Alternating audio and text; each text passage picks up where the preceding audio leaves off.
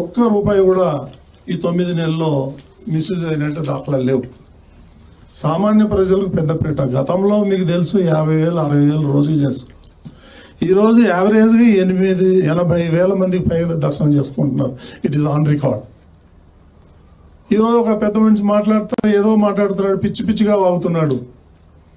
ఎందుకంటే వాళ్ళకి ఈ సాక్షి ఎవరైతే ఉన్నారో ఆ గజ దొంగలు వాళ్ళు హిందువుల మీద దాడి చేస్తున్నారు. మనమేమన్నా జెరూసలేం గురించి మాట్లాడుతున్నామా, లేకపోతే వాటికన్ సిటీ గురించి మాట్లాడుతున్నామా? మాట్లాడట్లేదు కదా. వాళ్ళు ఎందుకు హిందూ దేవాలయం మీద, తిరుపతి మీద ఎందుకు టార్గెట్ చేస్తారు? జగన్మోహన్ రెడ్డి కానీ, భారతి రెడ్డి కానీ, కరుణాకర్ రెడ్డి కానీ వీళ్ళందరూ ఎవరు అని నేను సూటిగా ప్రశ్నిస్తున్నా. వాళ్ళందరూ క్రిస్టియన్స్. వాళ్ళేంటి మన హిందూ దేవాలయం మీద దాడి చేసేది? మనం ఊరుకుందామా, ప్రతిఘటిద్దామా అని చెప్పేసి నేను యావత్ ప్రపంచానికి నేను తెలియజేయదలుచుకున్నాను. ప్రతి చిన్నమైన విషయానికి రాద్ధాంతం చేసి హిందువుల యొక్క మనోభావాలను దెబ్బతీస్తున్నారు వాళ్ళు. రమ్మనండి భారతి రెడ్డిని, జగన్మోహన్ రెడ్డిని, వచ్చి తల్లిళ్ళు ఇచ్చి గుండు కొట్టించుకొని నామాలు పెట్టుకొని కోనేట్లో మునిగి ఎలవనండి దర్శనానికి. అప్పుడు మేము జై అంటాం వాళ్ళతోనే. రారు, ప్రసాదాలు తినరు, తిరుమలకు రారు, పట్టు వస్త్రాలు సమర్పించడు. ఇవన్నీ పెట్టుకొని వాళ్ళు మేము నిస్వార్థంగా మా మంచినీళ్ళు మేము తాగుతూ, మా టీ మేము తాగుతూ మేమందరూ పనిచేస్తూ ఉంటే ఇప్పటి వరకు కూడా మా కమిటీ నుంచి ఒక్క రూపాయి ఈ 9 నెలల్లో టీటీడీకి భారం వేయలేదు. ఇది ఆన్ రికార్డ్. ఇంత మేము మంచి పనులు చేస్తూ ఉంటే వాళ్ళకి ఓర్వలేదు. ప్రతి ఒక్కడు ఆ వైసీపీ వాళ్ళు టీటీడీని టార్గెట్ చేయటం ఎందుకు? ఏంటి రీజన్ ఏంటి? మనం ఏమన్నా వాళ్ళ చర్చిలకో లేకపోతే ఇంకోటికో మనం వెళ్తలేం కదా వాళ్ళ జోలికి. వాళ్ళు ఎందుకు వస్తారు మన జోలికి? ఇప్పుడు నేను 18 సంవత్సరాలు అయింది టీవీ5 పెట్టి. 18 సంవత్సరాల్లో టీటీడీకి వ్యతిరేకంగా ఒక స్క్రోలింగ్ కానీ ఒక వార్త కానీ వేయలా. ఎందుకు? వెంకటేశ్వర స్వామి కలియుగ ప్రత్యక్ష దైవం, ఆయన మా దేవుడు, మేము ఆరాధన చేసుకుంటాం. ఏదో చిన్న చిన్న పరిపాలనలో లోపాలు జరుగుతుంది, మేము సరి చేసుకుంటాం. అంత మాత్రాన మా దేవుడిని మేము ఇచ్చి రోడ్డు మీద పడాలనుకునే ఉద్దేశం మాకు లేదు, మేము చెయ్యం. అదేవిధంగా వేరే వాళ్ళు కూడా చేయాలని చెప్పి కోరుకుంటున్నాం. మేము తప్పు చేస్తే ఎత్తి చూపించండి.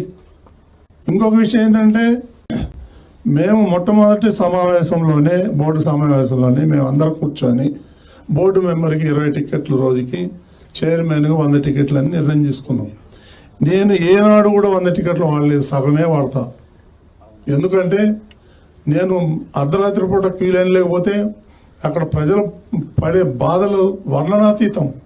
చిన్న చిన్న చంటి పిల్లలు వేసుకొని 20 గంటలు 22 గంటలు వాళ్ళు క్యూ లైన్లో ఉండి చాలా ఇబ్బందులు పడుతున్నారు. అది చూసి నాకు బాధేసి ఒక విఐపి వెళ్ళి దర్శనం చేసుకొచ్చే లోపల 25-30 మంది సామాన్య భక్తులు దర్శనం చేసుకుంటారు. అది నా కాన్సెప్ట్. ఒక్కొక్క రోజు 95,000 మంది దర్శనం చేసుకుంటున్నారు. సామాన్యులు మేము వేసినట్టు పెద్దపీట. చంద్రబాబు నాయుడు గారు ఎప్పుడు సామాన్యులకు ఇవ్వండి, సామాన్యులకు ఇవ్వండి అని.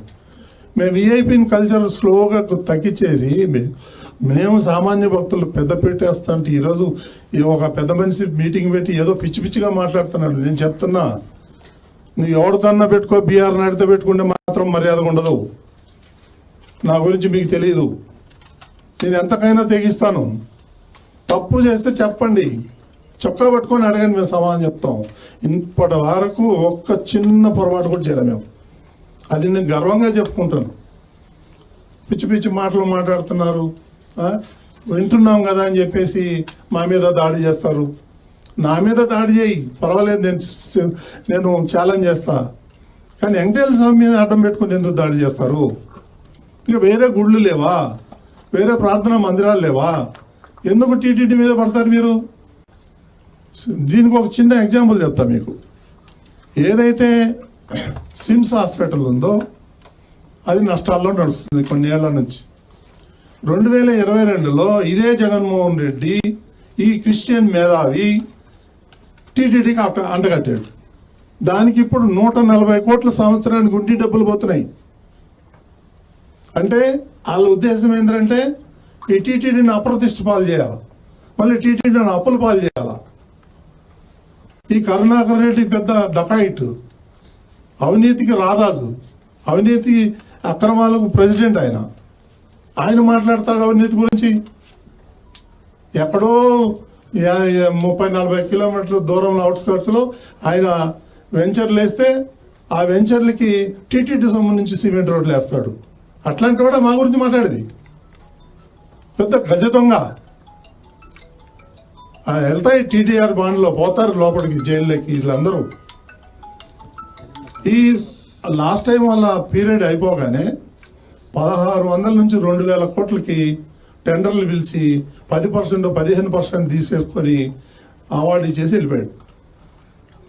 మళ్ళీ మేము వచ్చి చేసే లోపల అవి 70%, 80% ఆ దొంగలు కూడా కాంట్రాక్టర్ ఉందో దన కట్టేశారు.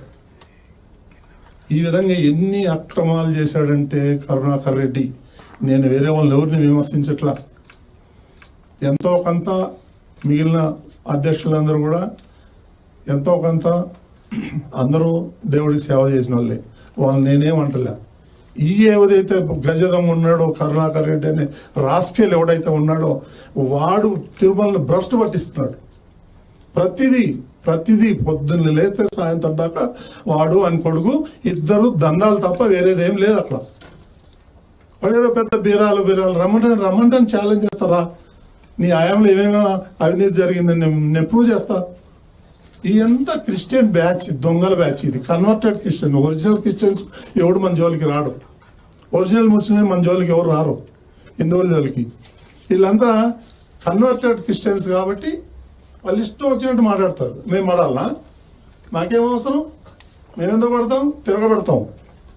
అదేవిధంగా ఈ దళారీ వ్యవస్థల గురించి ఏదో మాట్లాడతాడు. ఇక్కడ తిరుమలలో మీరు చూసారు లేదో పాపి వినాశం పోయే రోడ్డు. అది చాలా బ్రహ్మాండమైనటువంటి రోడ్డు. ఓ చిన్న గుంట కూడా లేదు. Please subscribe to KTV Telugu. KTV Telugu. KTV Telugu. KTV Telugu. KTV Telugu. KTV Telugu channel.